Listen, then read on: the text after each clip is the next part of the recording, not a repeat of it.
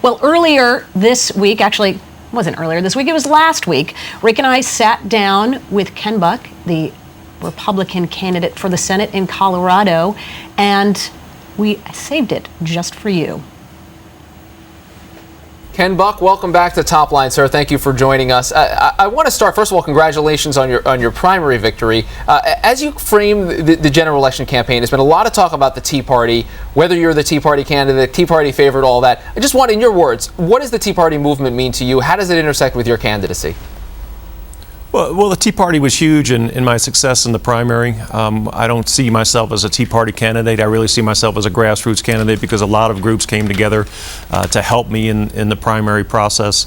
But clearly, the Tea Party was instrumental in helping me with the primary, and I think we agree on most issues. And you expect that movement to be helpful for you in the general? Would you like to be associated with them moving forward? Oh, absolutely. I absolutely want their support. I want the support of many groups in the state of Colorado. Well, let's talk for a second about the top of the ticket. You're sharing this with another candidate who ran sort of as the anti-establishment candidate in his primary, Dan May's Republican gubernatorial nominee. There's been a lot of talk in the state among Republicans about trying to get him off the ticket, controversial. First, to you, do you see his placement on the ballot as a problem for you? I don't see his placement as a problem for me, Amy. I am running my Senate campaign. I'm focused on my Senate campaign. There are many issues out there that I'm not focused on and I'm not going to focus on. Do you think he should be replaced? I have no comment on that. He is the person who has earned the spot on the ticket. I am running for the United States Senate, and I will run with the Republican ticket in this state. I want to ask you, the last time we had you on the show a couple weeks ago, we talked a little bit about Social Security, and you said that you didn't think it needed to be cut in any way. I want to ask you, though, people, or general consensus, obviously, the Social Security system is in real problems over the long term. What has to happen? Do we need to be raising the retirement age? Do we need to be changing the way that we conceptualize the promises that we are making to people? I think on both of those fronts, I think you're absolutely right. I've told my 19-year-old and my 22-year-old children that the retirement age is not going to be 62 when they get there. We've got to link the retirement age to life expectancy. It's the only realistic thing to do. Now, that's not going to get us where we need to go with Social Security. We're also going to have to be realistic about some of the other issues out there. With Social Security, they've basically taken the money out of the trust fund, put an IOU that's fairly worthless into the trust fund, and used that money for various pork barrel projects to get reelected. That's a disgrace. We can't do that and sustain a Social Security program.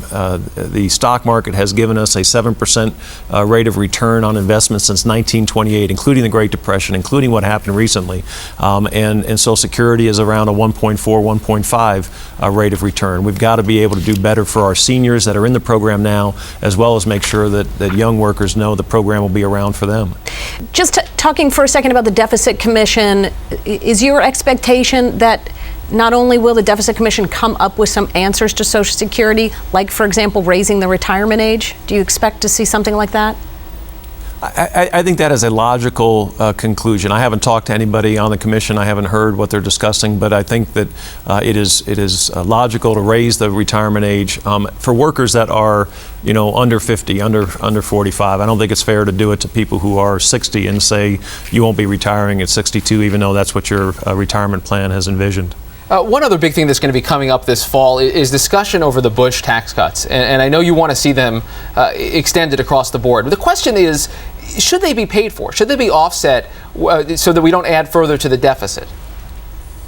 I don't think so. I think the reason behind extending the Bush tax cuts is to grow the economy and create revenue and to get us out of this unemployment mess that we're in right now. I think it is something that should have been, tax cuts should have been considered, more targeted tax cuts should have been considered earlier instead of the stimulus plan, and I think we would have grown ourselves out of this recession that we're in more quickly. You think by now we would have been out of it if there had been more tax cuts and less focused on spending? I think that not just tax cuts, but I think that yes, I think that this whole thing was botched. Frankly, I think that if we had worked on the credit side of the lending institutions as well as tax cuts, I think that people would be back to work by now.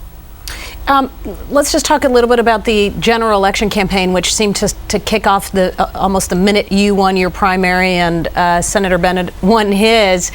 Thus far, it's been pretty negative, attacks on both sides. Are you going to have, you and your allies going to have anything positive to say to the voters of Colorado? I have a lot of positive things to say to the voters of Colorado, and I don't control, you call them allies. There are independent expenditures out there that I really don't have any influence over, so I don't know what their plan is, and frankly, I don't want to know until I see it on TV, if I see it on TV. But I have a lot of positive things to say. I think we need to put people back to work. I think we need to develop an energy policy that makes sense. I think we need to reduce spending in the federal government so that we can reduce the deficit and deal with this inflation that we're going to be seeing down the road. I think there's a lot of positive things out there. I want to ask you, it's been a big story in Washington and beyond with the controversy over the so-called Ground Zero Mosque in Lower Manhattan. Is this an issue that matters in Colorado? Is it something you're getting asked about that it has implications beyond New York? Well, you're the first one to ask me on TV. So I guess no. That's right. I don't think it is a big issue in Colorado. I think the president shouldn't have had to say something about it. I don't think Senate candidates should talk about it. It's an issue that New Yorkers need to decide. We all have some feelings on the issue, but it's really not a U.S. Senate issue in my mind. And I want to ask you another issue that's been coming up in Washington and beyond is this idea of redefining the 14th Amendment. Immigration is such a hot issue in places. Do you think this is something that should be re-examined, that Congress should go in and either amend the Constitution or dictate legislatively that the birthright citizenship should not be part of what's intended?